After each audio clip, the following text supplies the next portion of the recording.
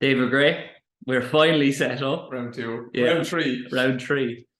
Two guys that probably need some technicians in here to get this going and get this off the ground a little bit quicker. But I'm happy to have you on the Petey Performance podcast for the second time. Delighted, in fact. And I'm delighted to be down in Waterford in DGR HQ as well, which is a fantastic setup that you have here. Thank you, Pete. First in-person one in DGR HQ, as you call it. So I'm happy it's with you. Thanks for coming down. I'm delighted, and I'm delighted to be in the hot seat here, where you're usually seated. Not in that chair, though. Not in this chair. I have a good chair. You have Daddy's chair here. That's Ciara's chair, but she got upgraded after a couple of years to that chair from. She had a bench out there. She had that white table and a weight bench, and that was her chair for 2 years. And then she proved herself. She got a nice IKEA chair. So she still doesn't have a nice leather chair yet. Do the two of you work here together quite often? Do you prefer to have that one-on-one or like immediate access if something's going wrong, or do you split it up? She prefers to be at home, working at home. And when I'm seeing clients online or in person, like she can't be in the room when I'm even an online client. Like sometimes she's like, "Oh, I'll just put in my earphones." No, you just, and she knows that too. So then it's not good. But if I can't twist her arm to come out here with me for 3 hours and we have something to work on, that's way better, because we're both like trying to keep each other focused. But that's not good for a marriage either. How is like everything going with Ciara in terms of her transition through the business? Because is she trying to get out there and be more of a face for DGR? Because I heard her on the podcast doing an ad recently as well, as you had Chris do as well, I suppose. But it seems that she's getting more comfortable being a presence. She's happy with what she's doing. She's very much involved. Like at the start, she just came in and was like, "Okay, I'm going to figure this shit out for you. I'm going to help with like the admin side." Then she's doing like organizing all the events. She's doing all the emails. She's doing like a little bit of, she started editing the podcast for a while when we needed that. So she's doing loads of stuff. And I actually have to like sometimes like step back and actually say like, well done to her, because it's easy to just brush over that a little bit. Like I get the credit, like where it's like my name, my face, I'm helping the clients, but I have to step back. And I said to her one day, I was like, the amount of skills that you've learned over the last year and the amount of things that you've done has been really good. And she's happy to just work in the background. But for the ad reads, I just want to take like mess as much as I can. So like you met Dad there. Like I was just laughing to myself. I was on a plane one day and was like, I should get Dad to do an ad read. Or I should get like fucking my 12-year-old cousin or something to do an ad read and just like take the piss. But it would also snap people out, like, because they wouldn't expect to hear my dad saying, "Hello guys, like David's dad here by lower body basics." So like to me that's just funny, and I just want to do more funny stuff. Like you want to have fun with it, like, and that's what keeps you engaged in business and keeps you engaged in the game, as they say, is trying to have as much fun with it as you possibly can. But you're also attracting a specific type of client that, sure, you're going to attract people that are very serious and are in pain and need to get out of it. But also you're going to attract people that can see the funny side of things, can have a bit of crack, which are the people that you want to work with generally. And they need to see the funny side of it. They like when you're in pain or in my world, and like I get to work with loads of healthy athletes who are, everything is going well for them as well. But like even those people like are very much like, it's often like very serious and so on. And you just have to have fun. Like you just have to take the piss. And I like yesterday, have you ever heard of Immortal Technique? Yeah, the rapper, he's unreal. I was listening to one of his songs, The Point of No Return, yesterday. And I was playing, it was coming back from London. And I was playing, I goes, "Ciara, I want this to be our intro music for our podcast." She was just like, "No, you are not in any way black enough or like cool enough for this." And I was just like, but it's so fucking, so I just have stupid ideas like that. But I just just take the piss and have fun with it. Like. So Ciara reins you in, right? Yeah, Go a little bit. That's her real job. It's just it is babysitting. Yeah. It is training me in, but I would rather she had to do that than the opposite, because most people are too far in the opposite. They're fucking afraid to do anything, like, and they're just not good at their job. They just don't have fun. They're afraid to say anything or do anything different than a scientific, the PhD of whoever didn't say that one exercise. There's no research to support it. Like, what? Like, what are you even doing here? Like, use your eyes, use your senses, and make up your own mind. And yes, we can use research and all that to support what we're doing, but everything doesn't have to be so serious all the time. No, you have to push boundaries as well and try different things. Exactly. And you're not going to be everyone's cup of tea all the time. Like, it seems that you're coming to terms with that a little bit more now. You're more willing to, not that you weren't in the past, but more willing to say something that maybe a lot of people won't agree with. Is that something that you're navigating? I am trying. Not trying. I'm just being more myself. And actually, the more that I do that, the more. Well, I'm also discovering who myself is like, which is. I know that sounds a bit silly, but like that is the case. Like, I'm discovering what I like, what I don't like, how far I am willing to push it. I'm not trying to be anyone else. I'm trying to be more of me. And the more I do that, the more I find that actually I annoy less people. Rather than, even if I say something that's considered controversial or would be kind of annoying to some people, they seem to have less problem with it, because it's just like, oh, well, he's just saying what he thinks, like, rather than faking it, you know? But yeah, I just think also there's this other side to that, which is like, the more you push the boundary, the more you start to say like semi-controversial things, which I don't do that much of, but people will let you away with that. Like, you're not going to be shocked when you see Donald Trump saying something fucking ridiculous. But if Leo Varadkar said it, you might be, which is, for anyone who's not from Ireland listening, is like, so like, you will be shocked when he said something. But like, so yeah, you can kind of build a little bit of a personality around, well, I'm not afraid to say what I think. And that's the power of authenticity. And it's something that will help you to connect better with your clients or your athletes that you're working with as well, is just being yourself and telling them, like, it's great, and you have to be aware of their emotions and aware of human psychology.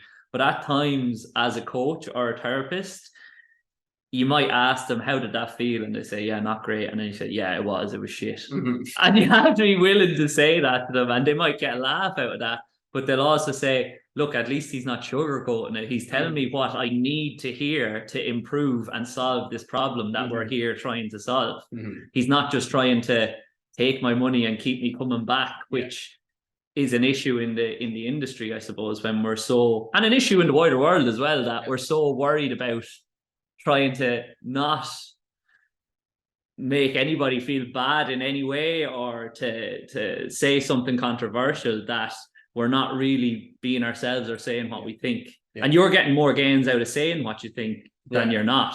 But I've tried to always be like that with my clients, and it's particularly prevalent in the pain science world, where they're trying to be so careful with like, your words are so powerful, and they are, and you can't say stupid shit, because even you say something small, which is a throwaway comment about you have a bad back, for example, like, people will take that to heart and remember that. But that has made people like so scared and so careful with their words, which they should be careful.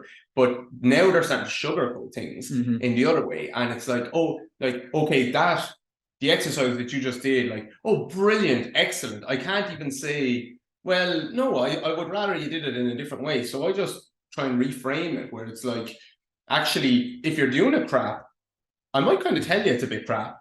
We'll have a laugh about it being crap. And then I'll reframe it in that, like, can you feel like it feels good for you to do it this way? Or look how well you're performing, even though your hip can't move in any way the way we would like it to. So imagine how it's going to feel when your hip actually starts to move, or when you actually start to sleep better, or when you do all these things. So I just always reframe it in a positive way, but not trying to sugarcoat it too much for people.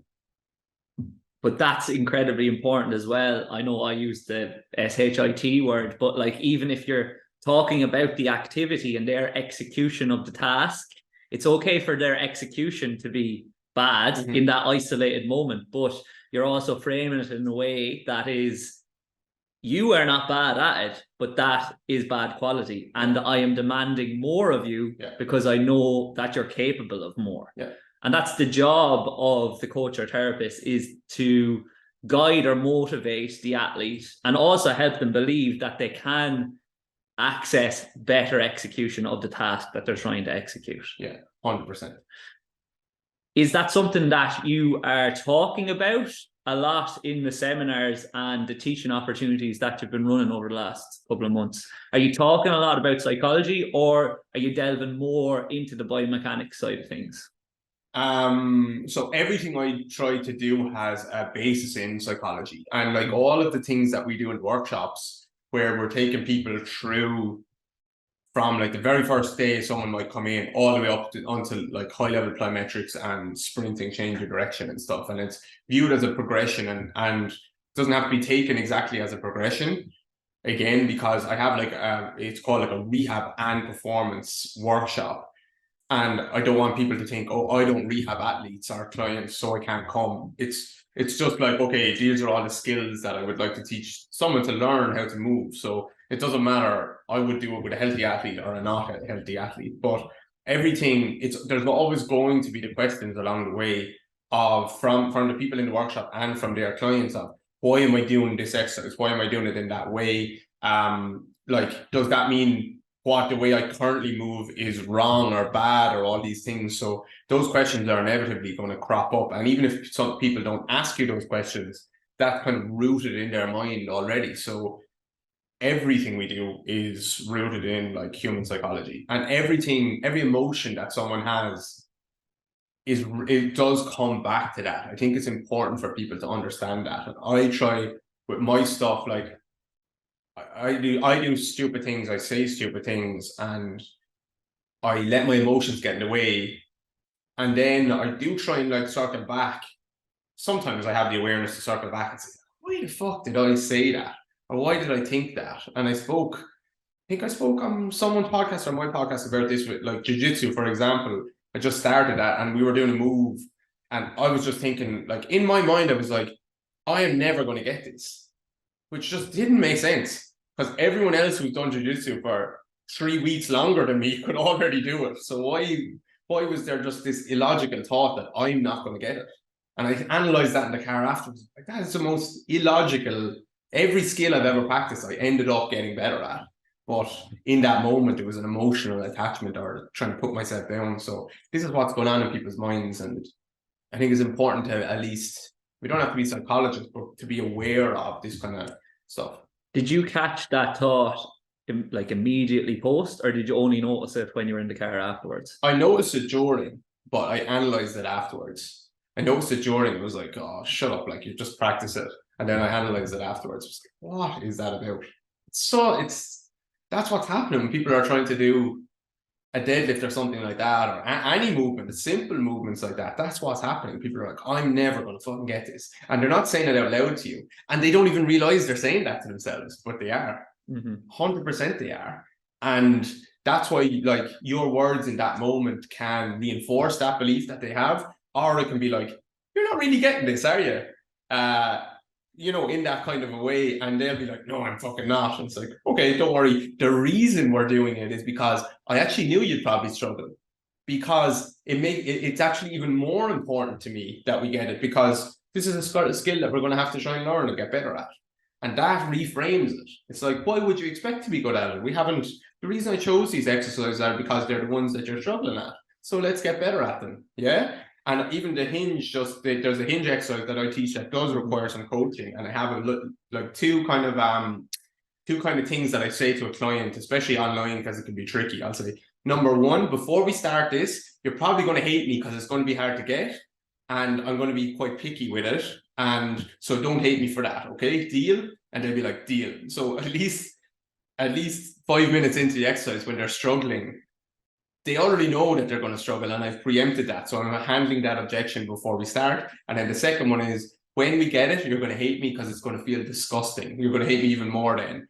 Are we happy to go ahead? Yeah, let's go. And then there's no objections then. I've just handled them before we started. There's a couple of things that came to mind there. One is I see it a lot, and you're saying you've worked with athletes and clients all over the world, and you see it universally, but I definitely see it in GAA athletes quite a bit, that the word can't is used so often. And I've actually, with my ladies team, I've banned the word can't in the gym unless it's used with the word yet.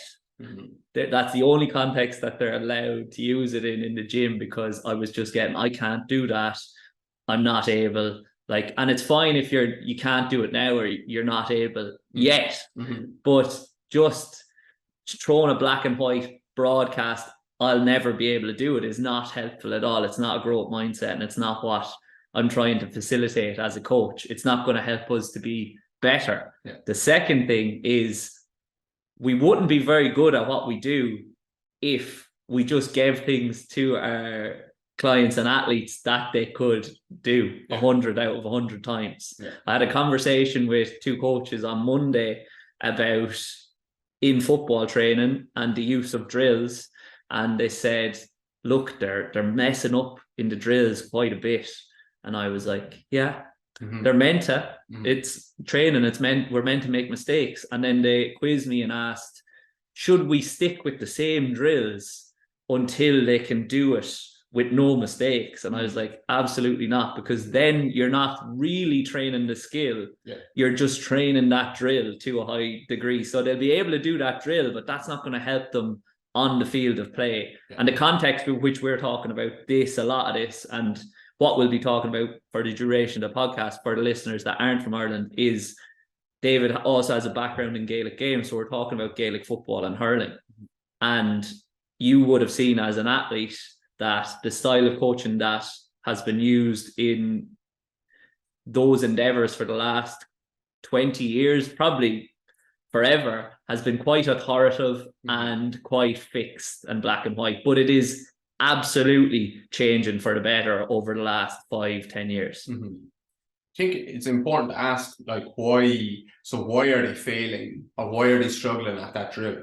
Because I can think of times where we were training and we're doing a drill and I'm not engaged in any way in that drill because it's fucking boring, and it's hand passing around in a square. And once you're good at hand passing around in a square, it's hand passing in a star shape or something like this. And if you look, I think my brother said it one day, he said, if you ever want to know is this a good drill or not, look at the best players versus the shit players. And if the shit players look as good or better than the best players, you know it's the wrong drill.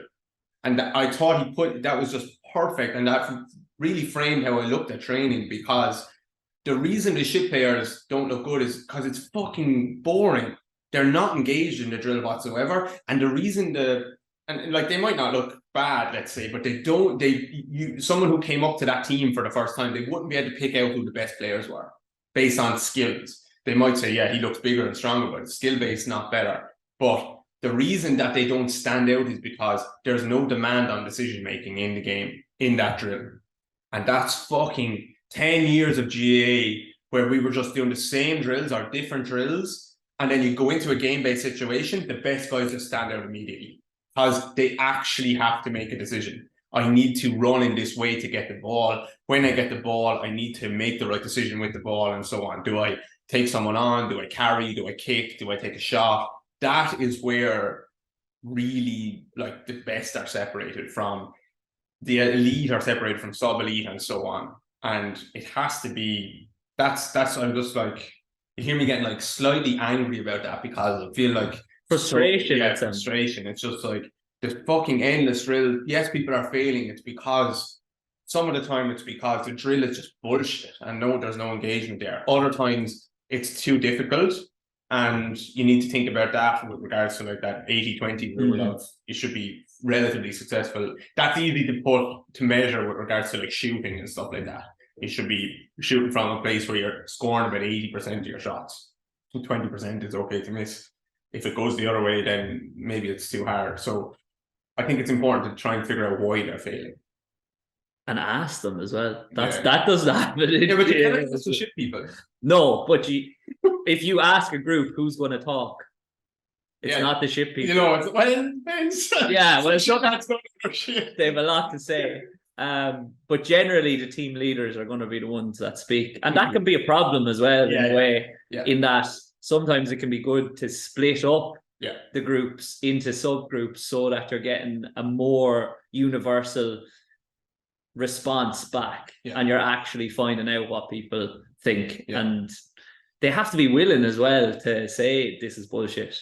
And you have two types of athletes, or two types of teams that I've worked with, and you'll have athletes that won't say boo to the coach to just get on with it, and then you'll have the other side, athletes that everything's bullshit. But then if you ask them, right, what would you think would be better? If they don't have a solution, or they don't provide any sort of additional type of thinking, I'm inclined to say, okay, well, don't be just coming to me identifying problems. We're here to identify solutions. 100%. That just goes back to like the type of people that you're working with.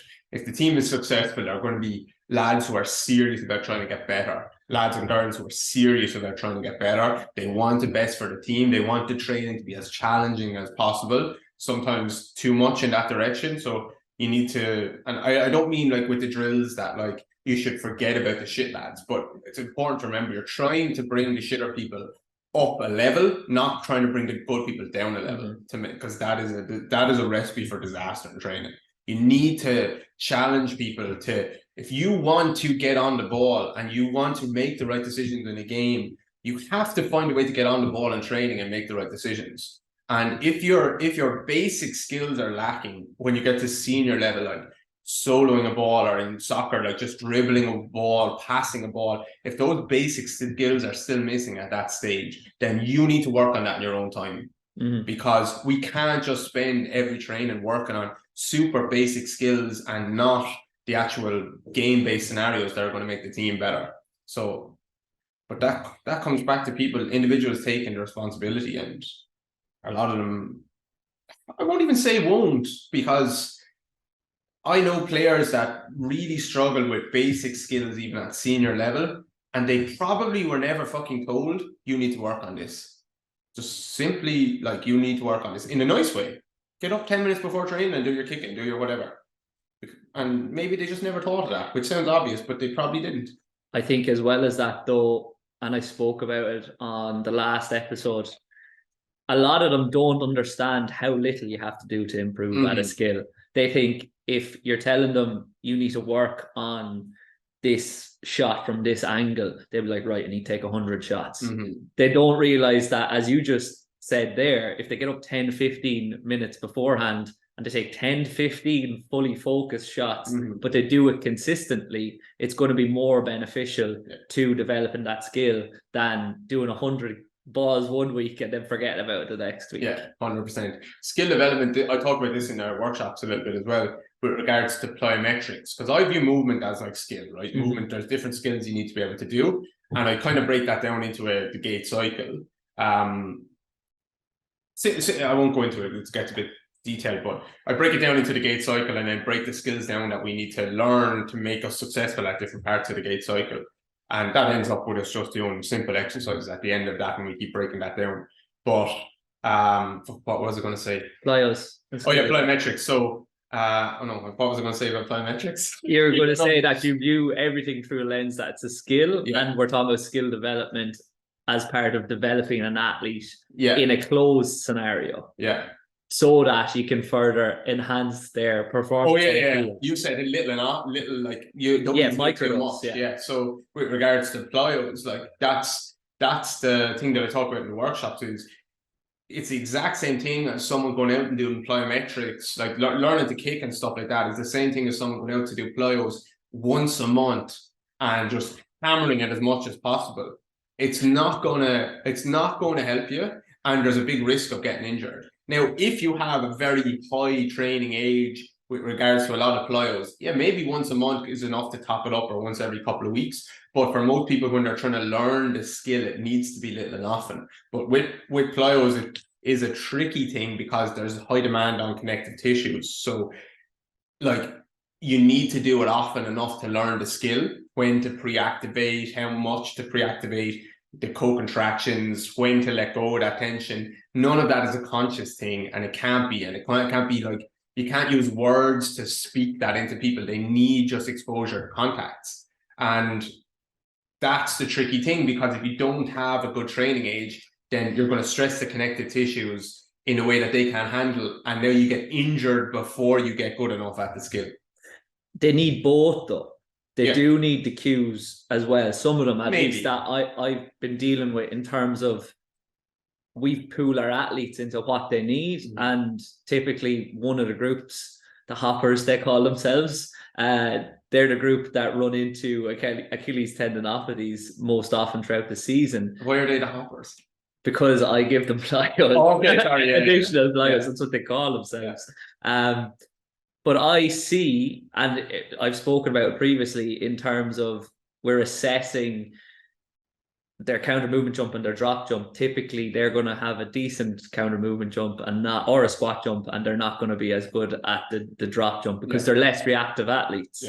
But I was throwing the volume at them and they were doing it and whatnot. But a couple of them were doing it, and they will figure it out over time with the volume. But then with one in particular, when I gave them the cue that, look, it's not as high as you possibly can go. It's just as short amount of time on the ground as you can possibly do.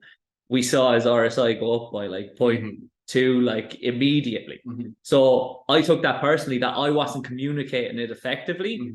Sure, what you're doing matters and how much volume you're doing, and just getting exposure to it matters. But the language around how you're coached to do it is incredibly important as well. Cues are important, or can be important, but that person still needs reps. Yeah, they need to figure it out then after they've got the cue. Yeah, or like, so you can keep telling someone about plyos, you can keep giving them cues, but they have to put that into practice. They have to get the reps into the bank, so it becomes an unconscious movement pattern, because it's a reflexive movement pattern. So you can't talk someone into plyometric ability. And he had that ability in his body already that you cued him. He just didn't understand the drill well enough for whatever reason. Like, not that that's your fault, because the other people did. He just didn't. Or he thought he did, and while he wasn't actually performing it the way you wanted. So that's a slightly different thing. But you haven't made him better at plyometrics there. No. You have just like given him a cue to change how he did that drill. But to get better at plyos, he needs to do more of those types of plyometrics. And you can't speak that into existence. Most of the time with movement, you can't speak it into existence. They have to. You can coach it. Don't get me wrong. I'm heavy on coaching. I think where people are trying to push us coaches in the direction of don't coach, which is bullshit. So I'm heavy on like coaching, but you have to get reps in. You have to feel it. And like, what comes to mind for me, obviously because of my bias, is goal kicking in rugby, because that's what I did. I could visualize and think about doing the perfect goal kick as much as I possibly wanted.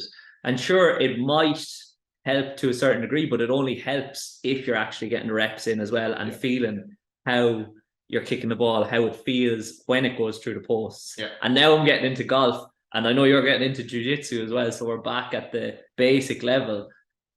Oftentimes when you're a novice, when you do it correctly, you don't necessarily know exactly what you did, but you'll know that, wow, that felt good that time, so I'm going to try and chase that and do that again. And that's why they need the reps. It's the same principle with plyos, because everything's a skill.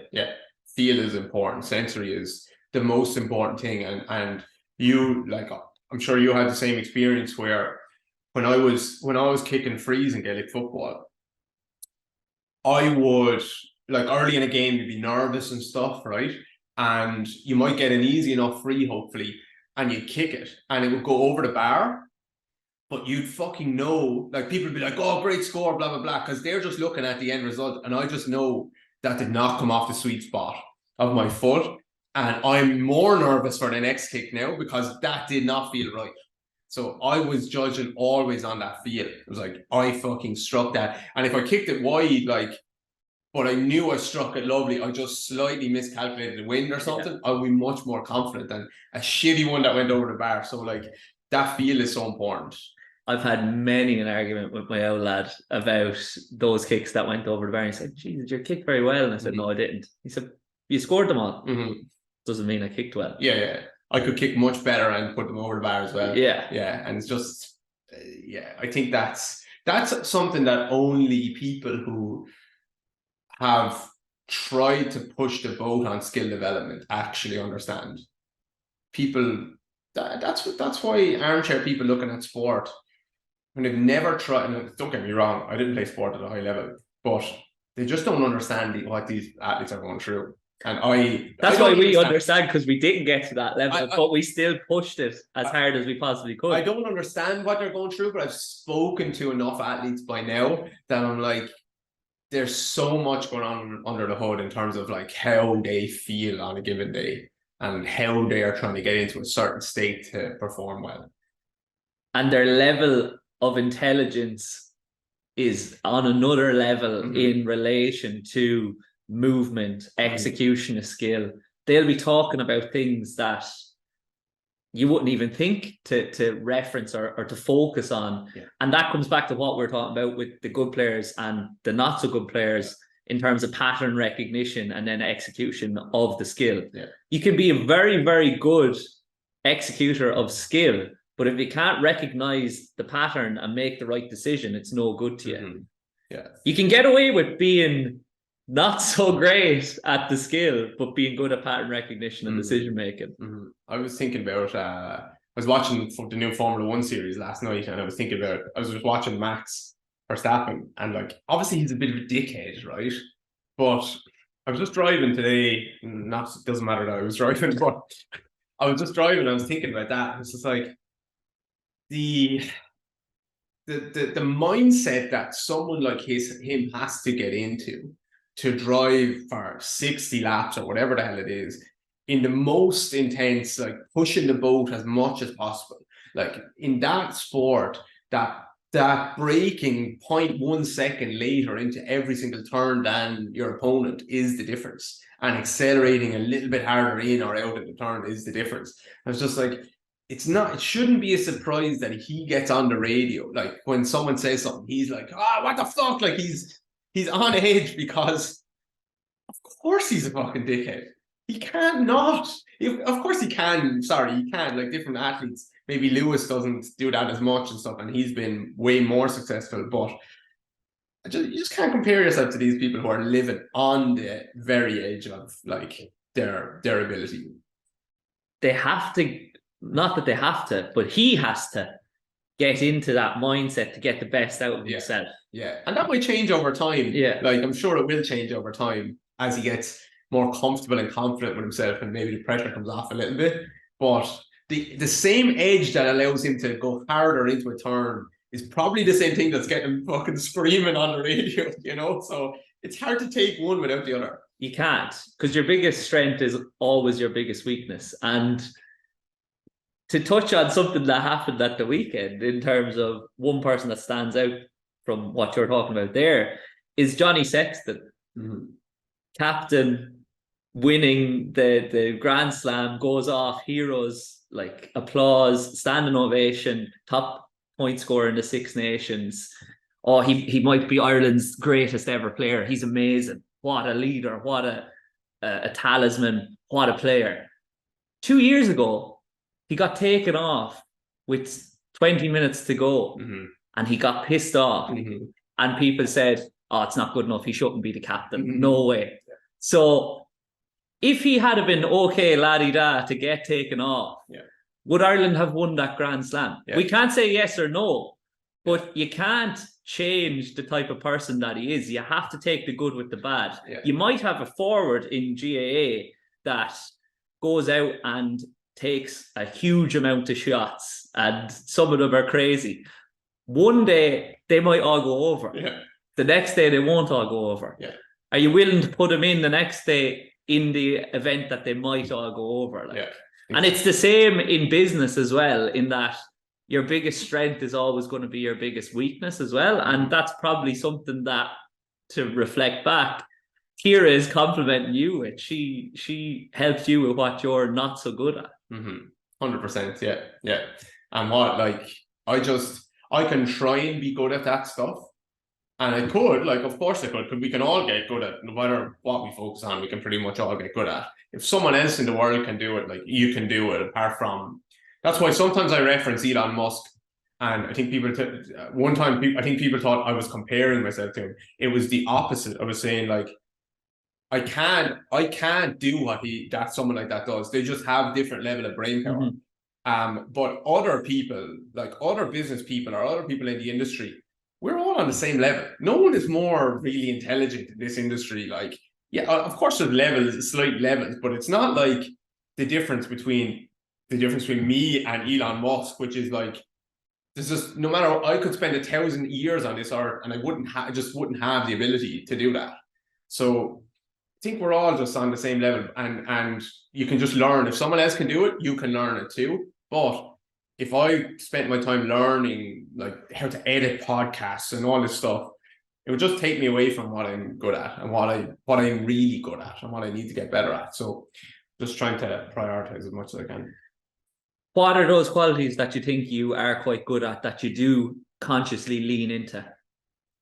I think I'm just good at looking at movement. Just looking at movement, analyzing movement, coaching movement, and explaining what I'm seeing. Conveying it as well. Yeah. So I don't want, you know what? I don't even need, I feel like I need to say this, which is like, I don't want that to sound like an arrogant thing, but I'm at the stage where I'm like, I just like, enough other people have told me that, like, they like how I speak about movement, to think I don't need to say, like, oh, I don't want this to sound arrogant. I think I'm pretty good at doing that. And that's just me being honest. Like, it's not false modesty to say whatever. I just think I'm pretty good at looking at movement, seeing it. But that's not a special thing. It's just fucking reps. I've just done more of it than most people because I had an unhealthy obsession for 10 years with looking at movement, trying to coach it, trying to figure it out in my body, because I was struggling so much with different injuries and concussions and stuff like that. So it's just more reps. It's not anything smarter.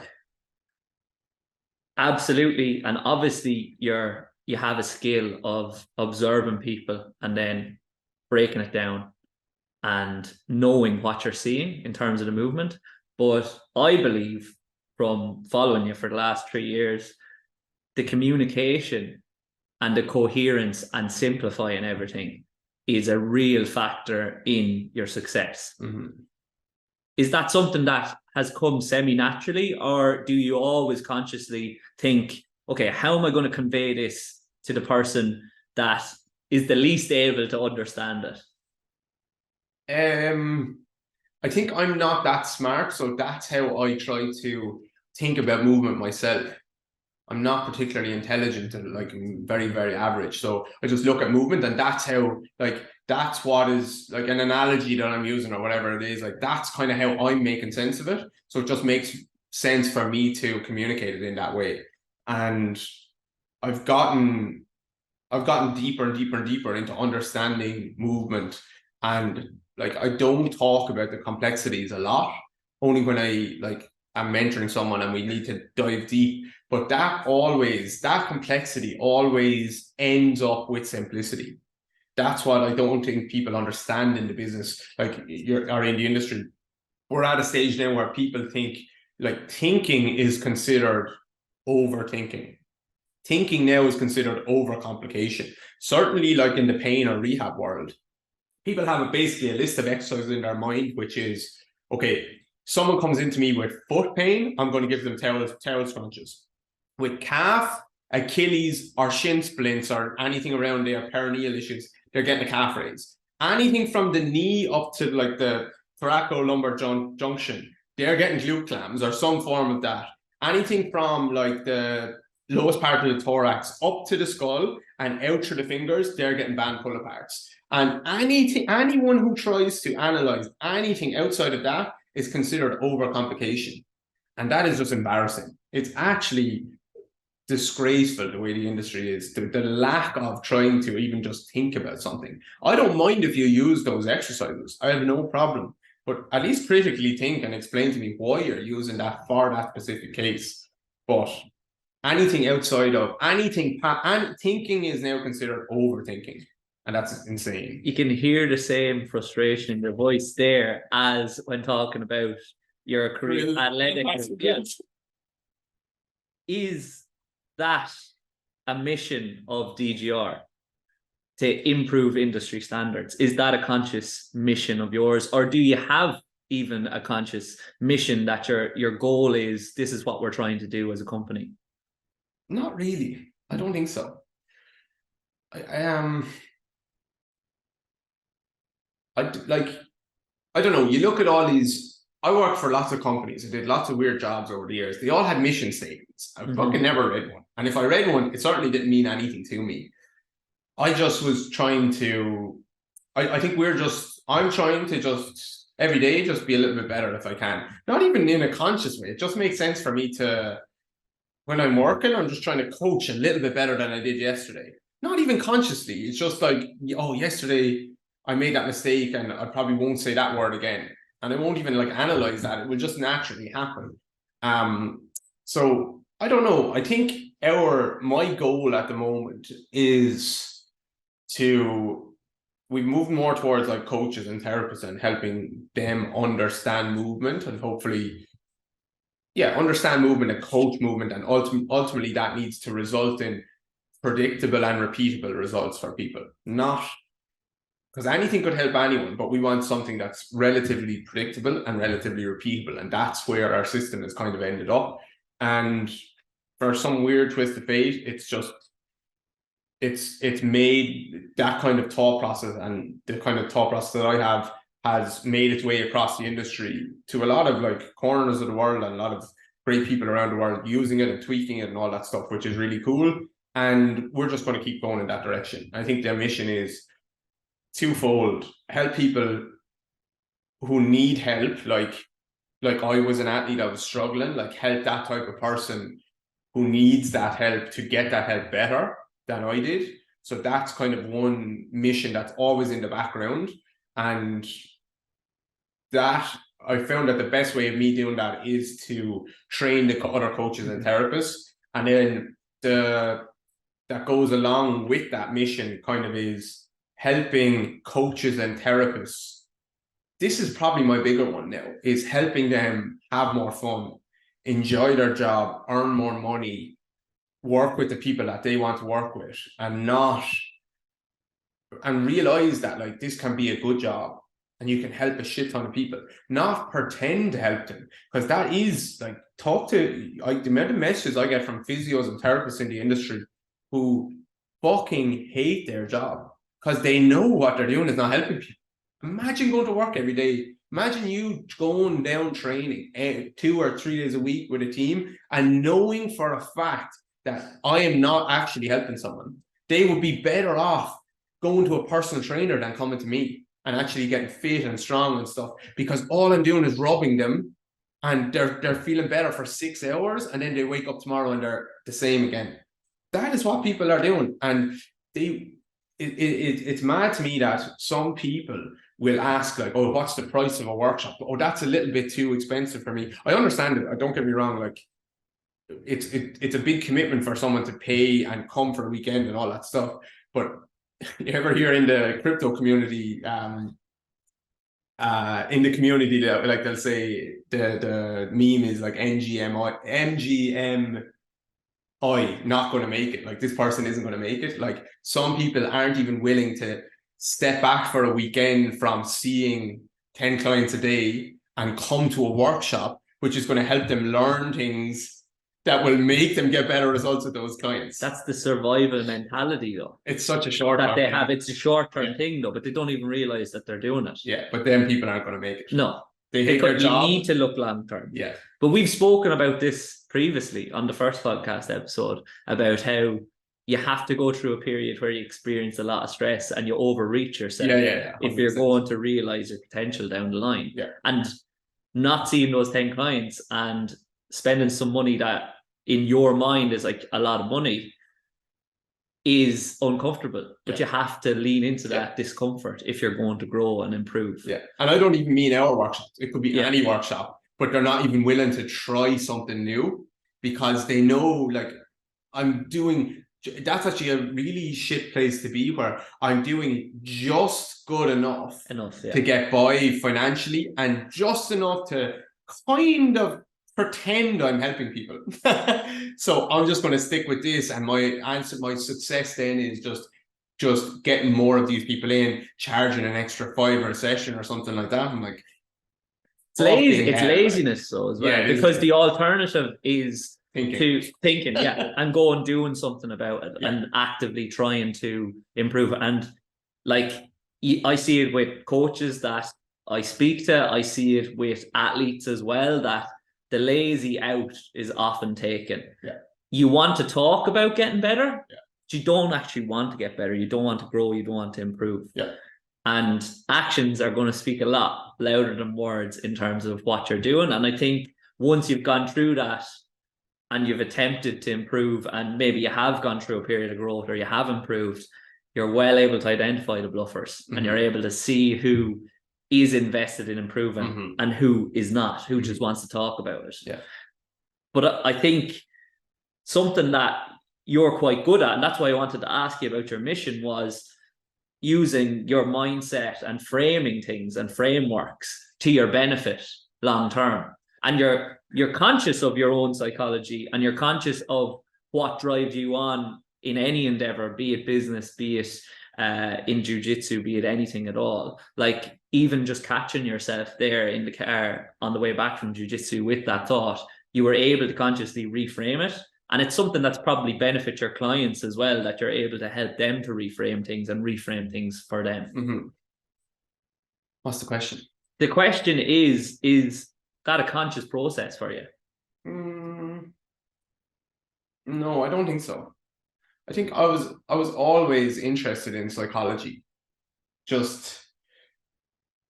which fucked me up for a while. And I can actually remember, I don't think I've ever mentioned this or told this story. It's not even a story, but I remember being with all my friends, like guys and girls, when we were like 14, and I was always like the biggest messer ever, right? Just a fucking messer, take the piss. Still am in a lot of ways. Like, if I go out with the lads, I'm just ripping the piss constantly, and it's just to have fun, and they'll do the same, right? But I can actually remember leaving a situation where we must have been maybe 15 or something like that. I mean, the biggest laugh ever. I was just taking the piss constantly. And I was walking out of the house, or I was getting a lift home or whatever with dad or something like that. And I remember thinking, when I'm 18 or 19, am I going to be able to still just act the bollocks and be really stupid and just mess, because that is how I get laughs now? And do I always want to be the person who's just ripping the piss all the time and getting cheap laughs in that way? And I kind of stopped doing that then for a while. I changed my personality based on like that bit of analysis, which is so fucking weird that I think back now, because that was my personality. But then I was like, is this always going to work? Like, analyzing your personality in that way. Why am I looking for cheap laughs? Yeah. Why do I need the lads to laugh at me? It's such a weird thing to analyze that. And that like made me conscious about how I was acting instead of just being myself. Like, so. But you were being yourself. I was being myself. You were getting rewards yeah, from getting the lads to laugh at you. But that was me. But then I analysed it and I was like, do I want that? Like, what happens when I'm 18 and I can't do that anymore? And I didn't realise, like, actually, the longer you can keep a hold of that, the better. Not the other way around. So, I don't know. To answer your question, I don't know. I just have always been... Maybe that's just overthinking. I don't know. Maybe it's a characteristic of people that do well in life. I don't know. Think things. But you have overthought things in the past, and maybe it's helped you to simplify things in the here and now, because you've realised, I've been thinking about that for yonks and it's not to any benefit. I'm just going to go back to being myself and having a laugh and getting the cheap laughs. Yeah. So look, there's a balance, and I think hopefully like my overthinking of things, again, it like always should lead to simplicity for other people. with regards to like what the teaching I'm doing to people or trying to help coaches and therapists. I don't care if people think that the stuff that I'm saying is stupid or anything like that. I really don't mind that much. But I don't want people to not think. That's all. So like, go to whatever coach that you think or teacher that you think is good. Absolutely fine. If they're tearing my stuff apart, that's fine. But don't just say David is like, this is bullshit because he's trying to think about things. Like, that's not acceptable for me. Just go and learn from. More knowledge is never a bad thing if you can simplify it into predictable and repeatable results. And I don't mind if that's with me or with someone else, but arguing against it, like actually thinking about something, which that is the anti-intellectualism in the industry at the moment, is bananas to me. But I think as a practitioner, you need to have multiple different mentors as well, because if you only have one, you're only going to see the world through their lens, and you're only going to believe that there's one way to solve everything. Whereas 100%. If you get multiple different ones, you realize there's more divergent thinking. There's one problem, but there's multiple solutions for it. Yeah. And that's a real benefit to you as a practitioner, because it leads to reduced stress. Because I had this conversation with a coach that I'm working with yesterday. Okay, we have a distal hamstring weakness or whatever. Now, you're going to pick this apart completely. I'm looking at it through a strength and conditioning lens. But as a prescription of an exercise, there are multiple different exercises that we can attempt to use to address that problem. Attempt being the key word there. But there's not one true and only way to do it. Whatever the client feels the best doing and is more likely to do and execute with high levels of intent and to a good level is going to be more likely to lead to success for them in terms of overcoming that issue down the line. So it's not to say that you have to do a Nordic curl. Like, there's multiple different things you can do. There's no bulletproof exercises. Sorry to pick apart DGR now, because you have all the bulletproof exercises. No, you can do whatever. But our job as coaches is to identify what the real reason for the issue is, try and pick the most suitable stimulus to try and change that, and then to try and influence the client that this is what I would like you to do. Because someone could choose a Nordic curl because they've seen these other toes guys doing Nordic curls, and actually that fucking Nordic curl could be making their hamstring worse. So the client isn't always right. No, they're not. But that's what you're trying to do. You're trying to gain their trust so that you can guide them in the direction that you believe to be the right way to go. Yeah, because there is if you go a layer deeper on this stuff, which is, there is the thing of like the thought process of like, okay, an average program done well is better than a really good program not done particularly well. I'm not so sure about that, because in strength and conditioning, people don't have the appreciation that there's such a thing called negative transfer of training. So if you go and say to Usain Bolt the week of an Olympic final, oh, this shitty program, if you just do this well, it's better than a really good program not done well. Okay, if you only understand positive transfer of training, then yes. But if I go and give Usain Bolt 10 sets of 10 back squats the week of an Olympic final, that is a shit program, and if he does that well, is that better than him not doing a good program at all? Well, it comes back to what we were talking about earlier in relation to Gaelic games. Are we going to hand pass in a square for the duration of training, or are we going to pick some game-specific drills and scenarios that are going to challenge the athlete? Yeah, and even hang on now, even you need to go a layer deeper, because that hand passing drill is just useless. That's what I mean. But it's not negative. It's only negative in terms of, okay, there's an opportunity cost of what we're missing out on for the most part. But when you give someone a shit strength and conditioning program, you can injure them. Not just like they're not getting benefits, you can injure them. Yeah. You are giving someone Nordic curls, and if they're doing it in a specific way, I'm not saying they're going to tear their hamstring, and we can't be too exact with like this is what injured them, because injury is such a broad thing, let's say, and we can't pinpoint it. But there is such a thing as negative transfer of training, and I know that's we're gone off route or something, but that is something that people need to get their head around.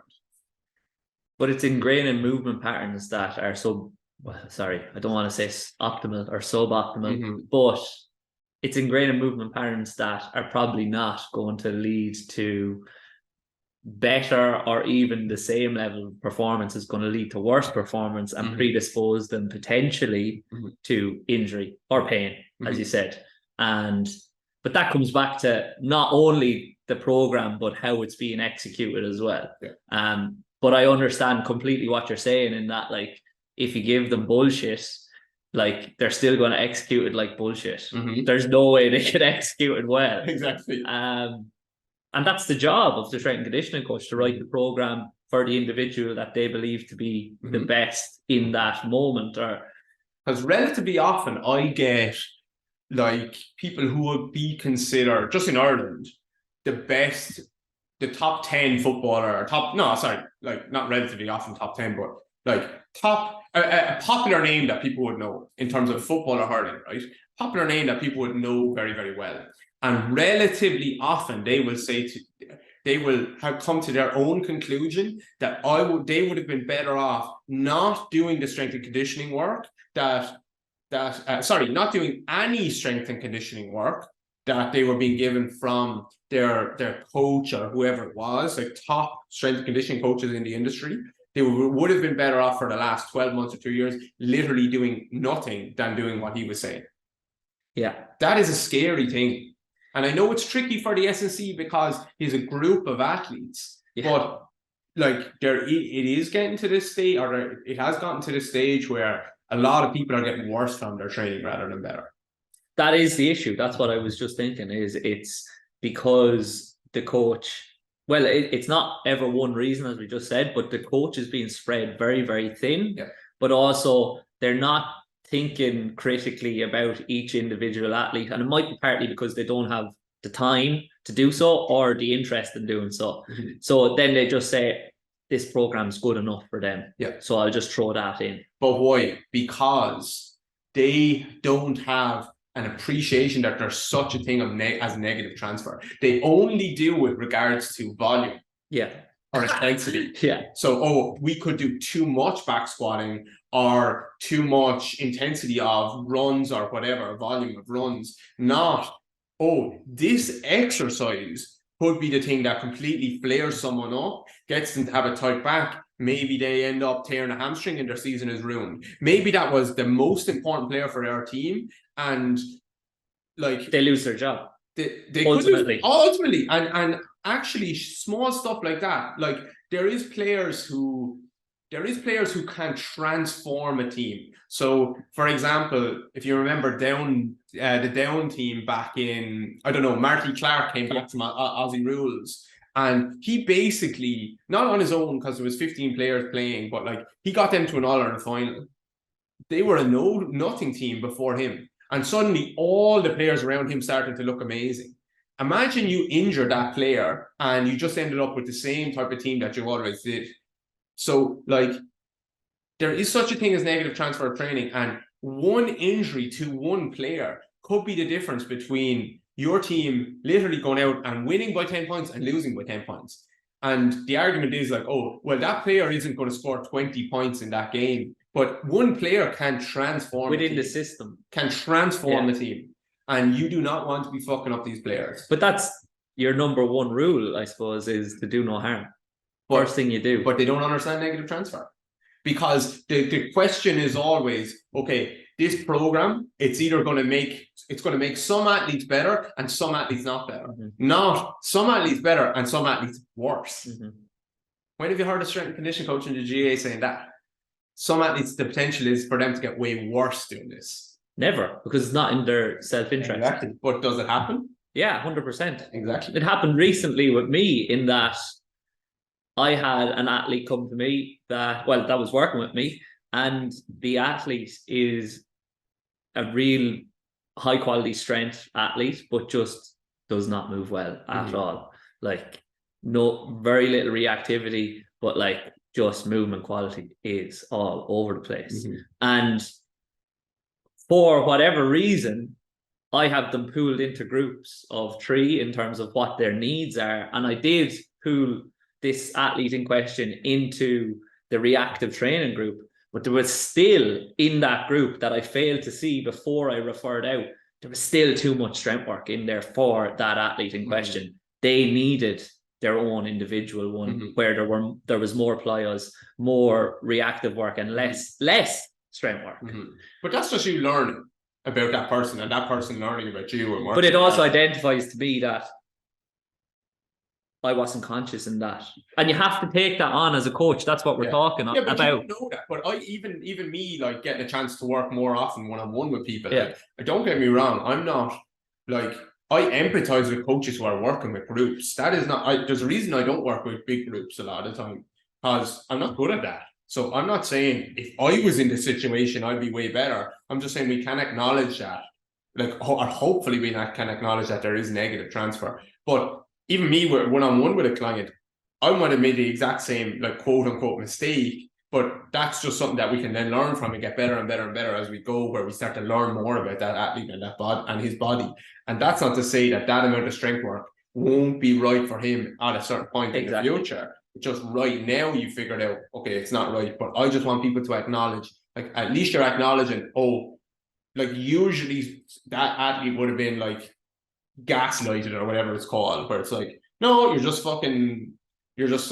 Yeah. You just need to do more, when it's actually bullshit. It's bullshit. But it's not taking personal responsibility as a coach, which you need to do. Yeah. Which is a double-edged sword, because I've taken too much in the past as well. No, but it's own emotion. You take the emotion out of it, which is tricky, obviously, but you take the emotion out of it, just think logically, look what's in front of you. But I just don't think coaches have not ability, that's wrong, the edges, because it's not a hard thing to do. It's just, they don't have the acknowledgement that there's different types of body shapes. Yeah. Everyone isn't a powerlifter. Some athletes in the GA, they will go and do deadlift. They can back squat and flat bar or straight bar deadlift 4 days a week for 10 years and feel fucking amazing. That would break some of the athletes that I know. And usually they have very narrow rib cages, super narrow. They cannot hinge.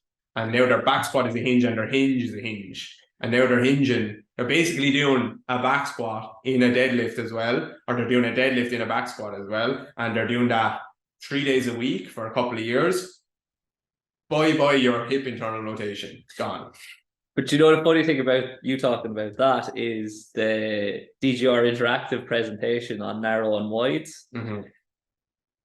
Who did the presentation? You had him on the podcast. Oh, Greg, yeah. So I had tested the athletes to pool them into these 3 different groups, not consciously looking at their anatomy at all, but just looking at the performance. I know. But then after Greg's presentation, I realized that without thinking about it at all, the subcategories that I put them into based on their performance metrics were the same ones Greg was talking about. But I'd never thought about it previously. Because that stuff has been talked about for years and years and years by good coaches. It maybe not referenced like in wides and narrows and for certain angles, but they have, you use an eye, you can see the person who is more, like, sometimes you'll talk about more like muscle driven or tendon driven or whatever. I'm trying not to say that. I really don't like that categorization, because it's like, well, it's also telling them what they are. Yeah. But I don't like that categorization, like, where that just spits in the face of anatomy, because it's like, when you need your tendons for your muscles to work and vice versa. So it's not one or the other, but like maybe more elastic athletes are not. More reactive, less reactive. Yeah. You can get more reactive, you can get less reactive. But if you're muscle driven, you're tendon driven, you're that way. You're staying like that. Yeah, exactly. The last question that I wanted to ask you was, I've heard you on a couple of podcasts in the last couple of months being referred to as the Irish Wonderboy. And from hearing you speak there about your strengths and your weaknesses and your modesty and whatnot, as well as seeing the growth over the last year, say. Well, it's been going on for 3 years, but it really has accelerated in maybe even the last 6 months. Have you experienced now any sort of imposter syndrome in the last few weeks, or are you completely fine with everything that's been happening? I don't think I've experienced. I think I'm well, the imposter syndrome thing kind of always comes and goes because just on a random day, like you feel like that. But no, like I'm at a stage now where I'm really comfortable with our work. So by the time this podcast comes out, I did a solo podcast myself yesterday, just recorded, and someone was asking me something or other, but I'm happy to sit in front of any coach or therapist or PhD in the world and present our work. And I have done. And it's been used all over the world in the best sports, blah, blah, blah, by coaches and therapists. And I'm happy for them to try and tear it apart. And maybe they can tear parts of it apart, but I'm happy to like stand over it and say, this is why I thought that. I'm not saying I'm right, but this is why I think this about this. This is why I use this exercise in that regard. So I think that kind of imposter syndrome is not quite there because I'm comfortable with the work. And I try and detach myself from the work itself versus like me as a person. The Irish Wonderboy thing, that's just Jamie Smith. That's just like, it's something that I'm not going to be comfortable with because I just know that like people in Ireland in particular, and England is similar, I think, where they just will find a reason to try and hate you. And even by me just saying that right there, like I'm comfortable with work, some people will be listening to this, driving, trying to take in the information or whatever, trying to learn. But at the same time as they hear me saying like, I'm comfortable, I could present that to the NFL, they're thinking, this fella's a cunt. You know what I mean? Like 100% they are. Because I probably would have thought that about people as well in the past. Maybe I am a fucking cunt. But like I just people just want to tear you down and shit like that. I just don't need that type of like that Wonderboy thing and stuff like that. It's just it's a joke, but it's not. I don't want to be seen to push that side of things. Even like there is physios and coaches and stuff local to me who just don't like me just because. You're doing well. Yeah, basically. They really don't like me because of that. Because of an insecurity in themselves. Maybe. And like, yeah. But guess what they're using? A lot of the stuff they learn from me, but they don't like me as a person. Even though I bet you if we sat down and had a beer, we'd be best friends. So, it's just, I don't know. But maybe that's not an Irish or an English thing. It's more prevalent here than in the States. But yeah, people just want to pull you down, and I just try to. I pull myself down enough. I don't need other people to pull me down. I really do. I don't need more people pulling me down. Absolutely. I'll do that enough to myself. Anything that anyone has ever said to me, I'll probably say a lot worse to myself. Yeah, and it sounds like it drives you on as well, like that you not what they're saying, but what you're saying to yourself. Maybe, yeah. I don't know. I'm just trying to have more fun. People don't like you've been on social media and saying stuff. All I do on social media is share a thought that I have about something. I'm not even saying I'm fucking right about it. I'm just like, here's what I think right now. And that's all I'm doing. I'm not telling people you should think like me. Like, actually, the cool thing that I reflected on recently is so many people have taken like this type of stuff. And I don't mean like I own this stuff. It's just like taking some of the thoughts. I get messages from people all the time who are like, my practice has transformed based on just like some of the programs that I've got from you. And I just think I've never told them they have to do it this way or anything like that. But just put it out there. Literally just put some thoughts out into the world. And if it gets popular, it does. If it doesn't, it doesn't. And I just don't want people to. I want people to feel like they can do the same thing. Not worry about tearing other people down. Just you put your thoughts out and see what happens. Nothing ventured, nothing gained. Like you've nothing to lose. Put it out there. Just see what happens. I'm only going to ask you one quick fire question. What's the biggest thing you've learned in the last 12 months? Have more fun. And it sounds like you're doing that. I'm probably the happiest I've been now in my life. Deadly. I'm definitely having more fun. My training is finally, like, after 3 years or so of like really struggling with my body not being able to like get my heart rate up much, or else my body would compress on me. Like, I don't even talk about that because it's hard to explain that to people who haven't had concussions and had issues like that. So like, obviously I would have liked to have been in a place where I could share on my social media and show myself doing all these things as well, and say it would be another layer of saying like, okay, like he looks the part, he's able to do this and all that stuff. And I wasn't able to do that for a few years. And actually maybe that was what made me just have to articulate myself even better, because I wasn't trying to like prove it to people. So I would have liked to have been in that way, but I wasn't. So what could I do? So like, there's times when I've stood up for presentations in front of people and I'm not in good shape. Like, that's not the way you want to be. So, but I've kind of got even more comfortable with that, even though my training is going way better now. And like, anyone knows who likes to be athletic, like, when you don't feel right in your body, like, nothing else is probably where you want it to be. But I've stood up in times where I'm like, I know that these people now are going to be like, this fella doesn't know what he's talking about because he's not in good shape.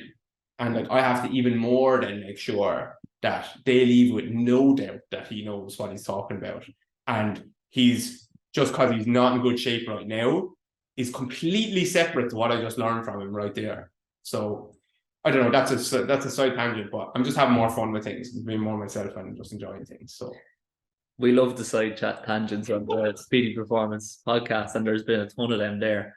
I have a lot of questions written down. We didn't get to pretty much any of them because it was just a quality conversation. So I really appreciate you coming on, Dave, for round 2. And I really, really enjoyed that conversation. So thanks a million for all the work you've done, for bringing me down here to Waterford, for coming on the podcast, and everything you've done for me as well. I really appreciate it. And I really am happy that you are happy in yourself and you're enjoying what you're doing. Thank you, Pete.